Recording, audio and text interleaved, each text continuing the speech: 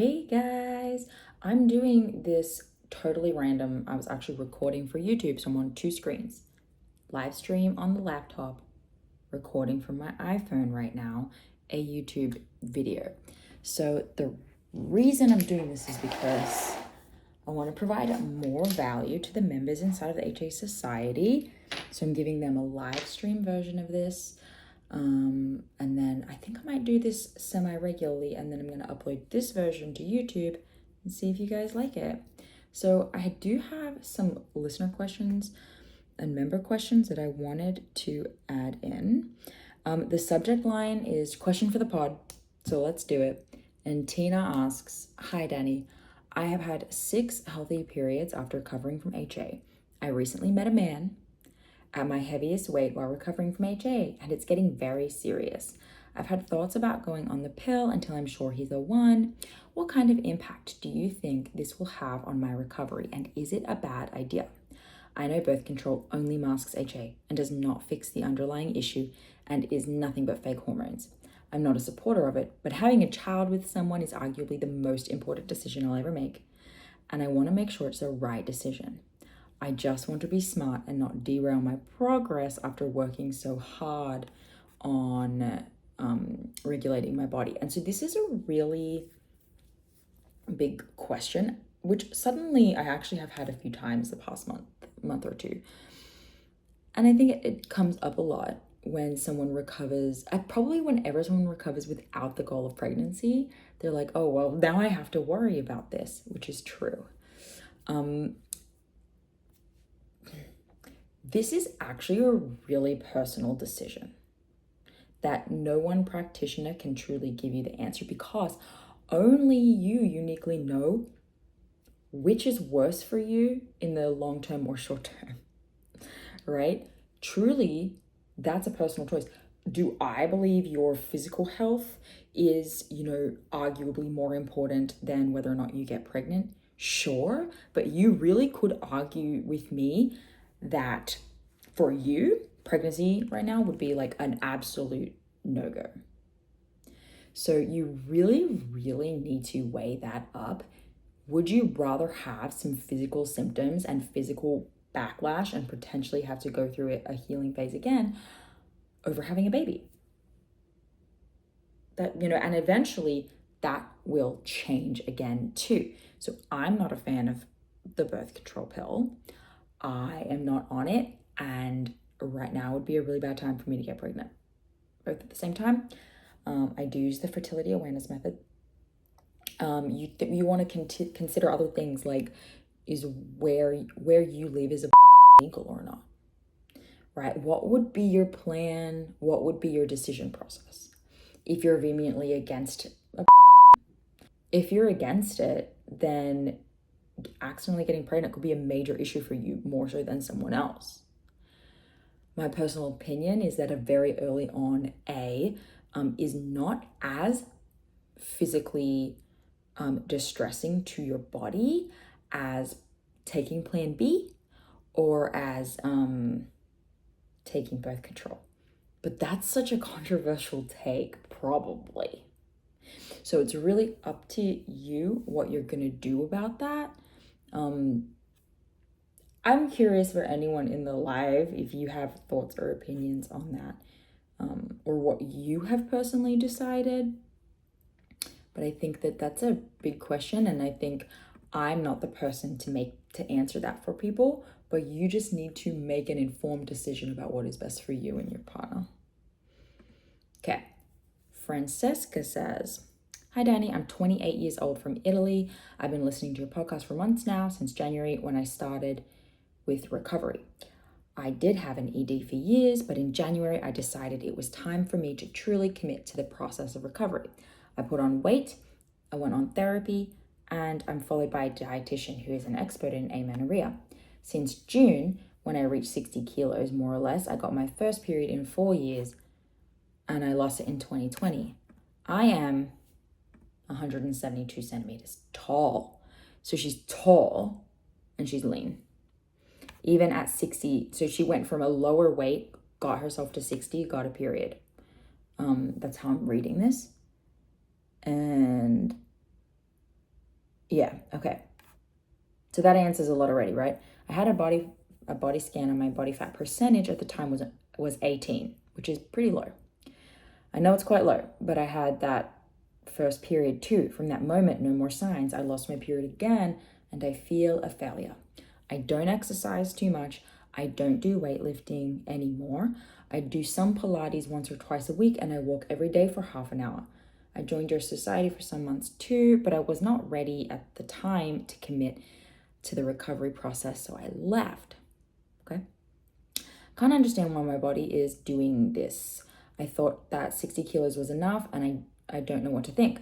I'm afraid of putting on more weight because I had my period one time, and so I think that weight is the right one. Please send me feedback if you want. Thanks to everybody on the team. Okay, so most people watching already kind of know the answer, and you can tell how she's writing this that she kind of knows the answer too. Like, I thought 60 kilos was enough. Now I'm questioning that, but I don't really enjoy questioning that because it's not the answer that I want, which I think makes a lot of sense and is very reasonable to be conflicted about. You got one period, but that's the thing, you only got one.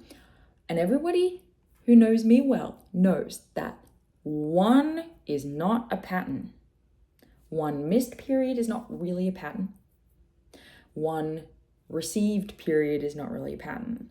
One low temp is not a pattern. One day of mucus is not a pattern. One is not a pattern.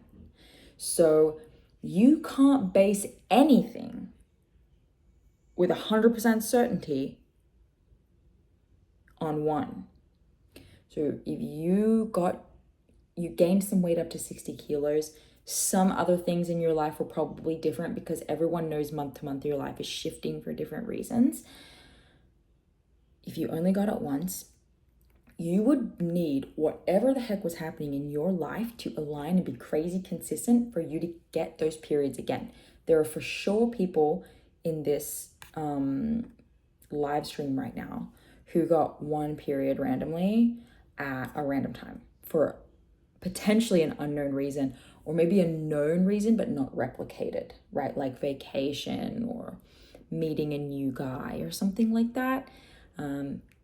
It can spark a period on a lower weight if the stars are aligning. But if you are not holding sufficient body fat for a significant amount of time post HA to allow your body to actually heal and build up a stress tolerance, it's not going to be consistent. So at 172 centimeters tall, which is like high, like 5'7" maybe. Let's check that. At 60 kilos, that's not. Yeah, it's 5'6", 5'7".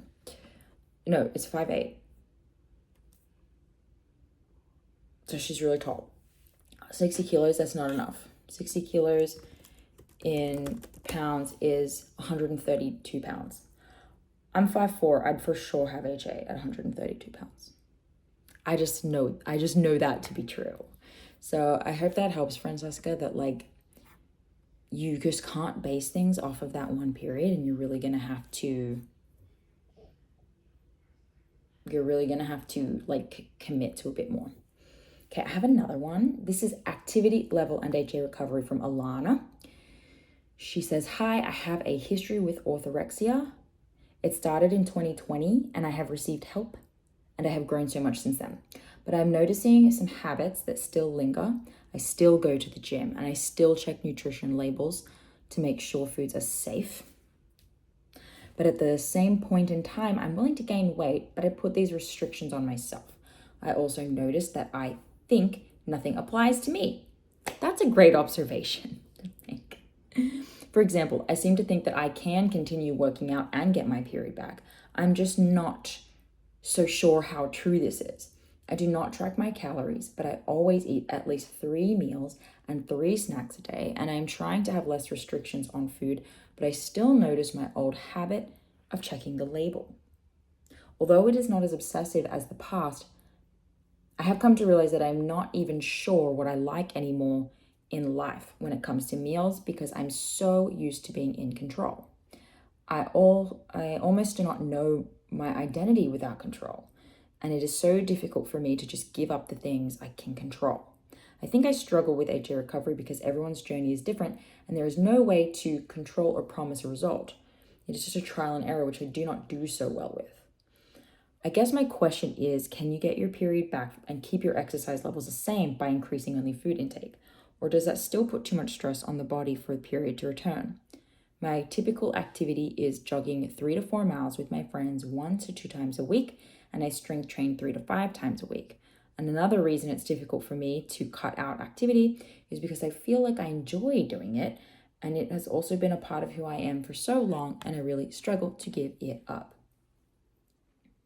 So I think this is a really relatable question for a lot of people. And it's fun when people provide that prior context and then they go into asking a straightforward question, right? But it really does help to, this is why, like, if you become a coach or whatever, it's really important to ask questions, like to get to the bottom of what they really mean or what the answer actually might be for them, because you could answer it generally for people or you could answer it really specifically for them. So if she has that orthorexic past, then she said, like, I have control stuff that I'm still doing, but when you look at my situation kind of broadly, I'm not doing anything crazy, so why can't I change? Most likely it's the sheer fact, and you know what, I see Maddie here. Hi Maddie. I feel like you could relate to this one, right? Like, it's the sheer fact that you don't want to really change anything, right? We have so much stuff we need to change sometimes that you've changed 5 things and you're like, this is 5 things, my life is now 100% upside down. But the other 5 things you're still doing, right? But because you made 50% of changes, it just feels right. Like, you're not the best judge of this all the time, because it just feels like a lot more change than it really is.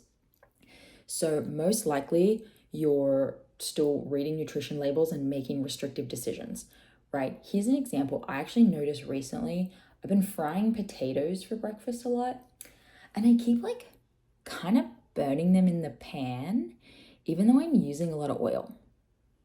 It's like, why are they getting burned? Why is the oil drying up? And then I had someone else make them, a guy, make potatoes, and he used like 4 times the amount of oil. Now, because I come from a background where I was eating like no oil, the amount of oil that I usually use feels like a metric shit ton of oil. But it's really not. It's not enough oil to fry potatoes. That's what was wrong. But I was actually just confused. Like, my brain just didn't even want to consider that. It didn't even want to suggest that maybe I'm not using enough oil. It was like, you're not stirring it enough or something like that. Like, or maybe there needs to be like some water in there. I don't know. Right? That's how deeply ingrained these habits are and how poor of a judge we are of our own selves. And now, like, I cook the potatoes great because I just use like a bucket of oil. How you're supposed to if you want to fry something, Danny.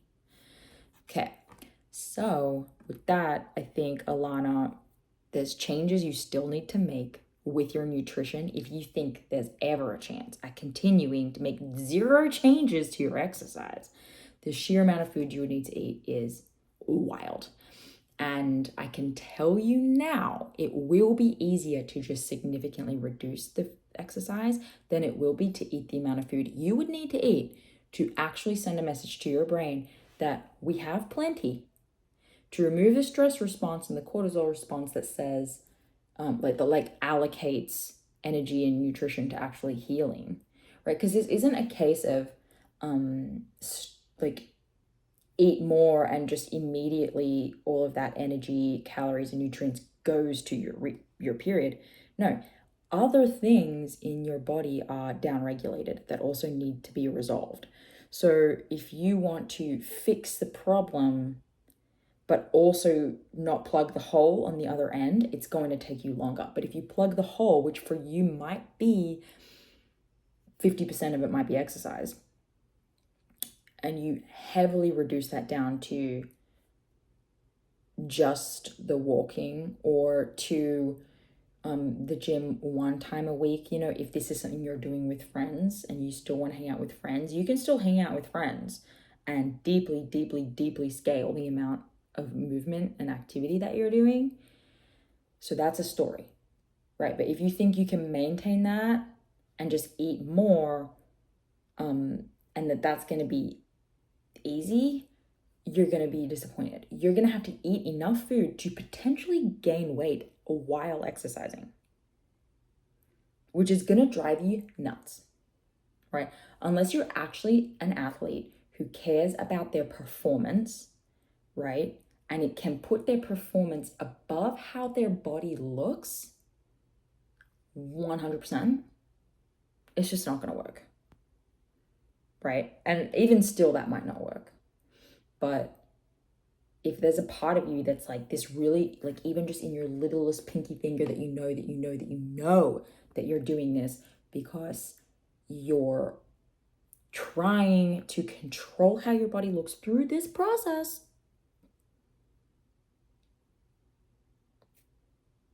it's a waste of time. It's just harder. It's just like not, it's what you're doing right now. It's what you're doing right now and it's not working. So that's like you have answered your own question, and I'm here to just tell you you're not crazy. You know what you have to do. Cool. This was fun. Thanks for showing up, guys. I have a plan to do this like multiple times a week. Tell me what you think of just like surprise, or would you rather it be like scheduled? But I think it's fun. And then the recording will go up on the feed. So, someone in the chat. Love it. Thanks, Emma. Okay, guys. Everyone have a great rest of your day. I'll see you guys later. Bye. That was so fun. If you guys want to join the HA Society and come on in to our live streams, and we also have group calls, multiple group calls a week where we meet and discuss and coach and vent.